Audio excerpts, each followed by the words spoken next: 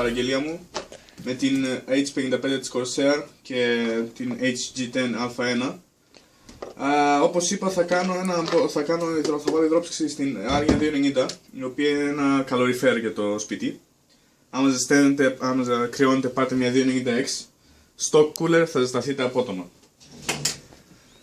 Μου είπατε να κάνω unboxing για την MX4, αλλά την έχω ανοίξει ήδη, δεν μπορούσα να περιμένω. Και θα ξεκινήσουμε από την H55. Είναι ένα CPU cooler για Intel και AMD, υποστηρίζει από όσο ξέρω όλα τα socket. Αν κοιτάξουμε από εδώ μας λέει διάφορα από αυτά που περιέχει ήδη, δηλαδή ότι είναι ήδη γεμισμένο και δεν χρειάζεται ποτέ να το ξαναγεμίσετε, γιατί είναι ούτως ή άλλως ένα all-in-one cooler. Ότι μπορείτε να την βάλετε στο PC σας χωρίς να χρησιμοποιήσετε τίποτα πέρα από ένα κατσαβίδι. Για παράδειγμα, εγώ εδώ πέρα έχω βάλει την H80i στο CPU μου με το φανάκι απ' έξω. Ναι. Έχει ένα χαμηλό φανάκι, λέει 120 mm, αλλά δεν θα χρησιμοποιήσω αυτό που έχει μέσα γιατί κάνει πολύ φασαρία και πιάνει 1700 στροφές maximum, που δεν με συμφέρει εμένα. Δεν κάνει πολύ θόρυβο από ό,τι λέει. Μπορούμε να είναι, η pump είναι λεπτή και μπορούμε να την εγκαταστήσουμε πολύ εύκολα, λέει, και δεν εμποδίζει καθόλου το airflow. Καλά, δεν είναι νομίζω μια αντλία να μας προξενήσει πρόβλημα. Έχουν ήδη βάλει μια πάστα πάνω, λέει, η οποία είναι πολύ καλή από ό,τι διαβάζω σε διάφορα reviews, ασχέτως από τι λένε μερικοί. Και ναι, αυτά. Έχω ανοίξει ήδη το πάνω μέρος, τέλεια ζελατίνα, η οποία είναι υποστοιχεία να προστατεύει το κουτί, δεν υπάρχει τίποτα. Ζελατίνα, άχρηστη. Και ανοίγουμε τώρα το κουτί. Λοιπόν, μέσα έχουμε ένα φυλάδιο με οδηγίες για την εγκατάσταση, τα διάφορα πράγματα που περιέχει.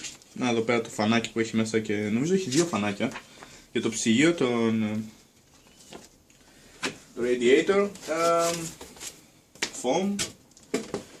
Ναι, όντως έχει ένα φανάκι μέσα, να το. Αν το συγκρίνουμε με αυτό εδώ πέρα που ήρθε η H80i, από ό,τι βλέπετε είναι κατώτερο, εννοείται, και πιο παλιότερη έκδοση.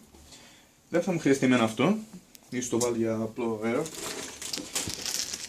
Εδώ έχουμε τα backplates, βίδες και mounting brackets.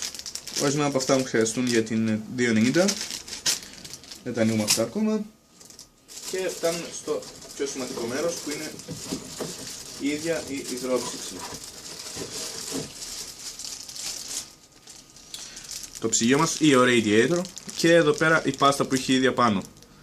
Είναι αρκετά μεγάλη ποσότητα, από ό,τι μπορούμε να πούμε. Τα tubes, εντάξει, μπορούμε να τα κάνουμε twist όπως θέλουμε, χωρίς να σπάσει τίποτα δηλαδή. Και αρκετά καλό radiator όπως βλέπετε. Ας το αφήσουμε στην άκρη. Τι έχει τίποτα άλλο μέσα στη συσκευασία μας? Όχι, η συσκευασία άδειασε. Πάμε εδώ. Ναι, για το φανάκι. Το φανάκι, από ό,τι έχω διαβάσει παντού, παρόλο που λένε ότι είναι quiet edition, πιάνει 1700 στροφές, αλλά ακούγεται λες και είναι ας πούμε Boeing αεροπλάνο σε χαμηλές στροφές ο κινητήρας του, οι τουρμπίνες του. Οπότε δεν συμφέρει να το έχουμε σε full στροφές αυτό εδώ πέρα. Όσον αφορά την H55, αυτό ήταν το unboxing, δεν έχουμε τίποτα άλλο. Και θα προχωρήσουμε στην HG10. Και έχουμε εδώ πέρα την HG10, όπως βλέπετε είναι ένα απλό κουτί της Corsair με το λογότυπο, κωδική εδώ πέρα, ξανά κωδική, αυτά. Και να την ανοίξουμε. Έχετε ήδη ανοιγμένη από εδώ πέρα, σε διευκολύνει και καλά. Ανοίξουμε. Και άλλο πλαστικό nylon μπουρδα. Προχωράμε μέσα στο κουτί. Αν κόψουμε και αυτή εδώ πέρα. Αυτό είναι και καλά, άμα είναι ανοιχτό, δεν πρέπει να επιστρέφουμε κατευθείαν το πακέτο πίσω, αλλά είναι κλειστό, οπότε δεν χρειάζεται κάτι τέτοιο.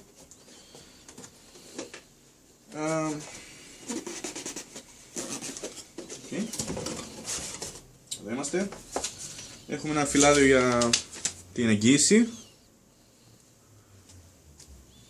ένα φυλάδιο για την εγκατάσταση, αρκετά μεγάλο, σε 9 διαφορετικές γλώσσες από ό,τι ξέρω. Αυτό είναι το φανάκι που τραβάει αέρα μέσα για να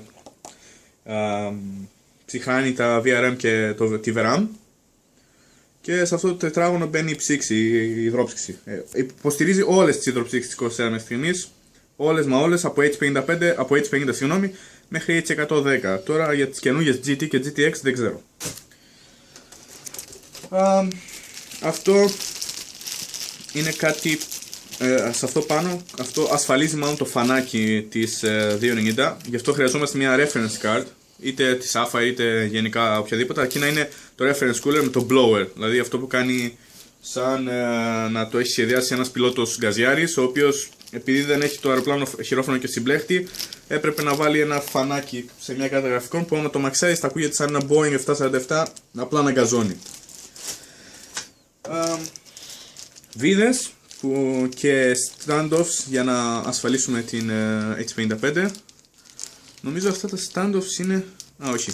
Ναι, τα ψηλά standoffs όπως αυτό εδώ πέρα, αυτό εδώ το μικρό, είναι για τις κυκλικές υδροψύξεις.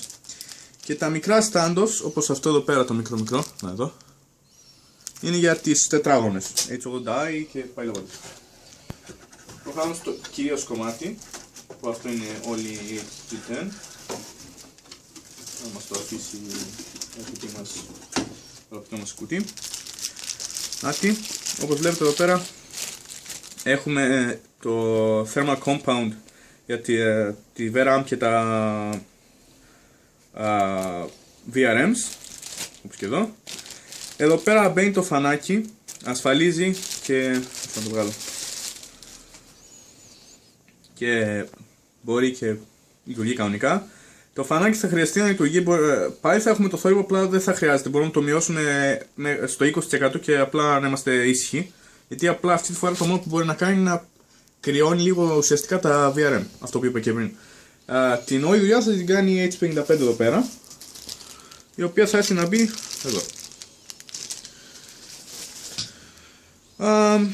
Όσον αφορά τέτοιο, το unboxing πιστεύω αυτό ήταν όλο, δεν έχουμε τίποτα άλλο μέσα.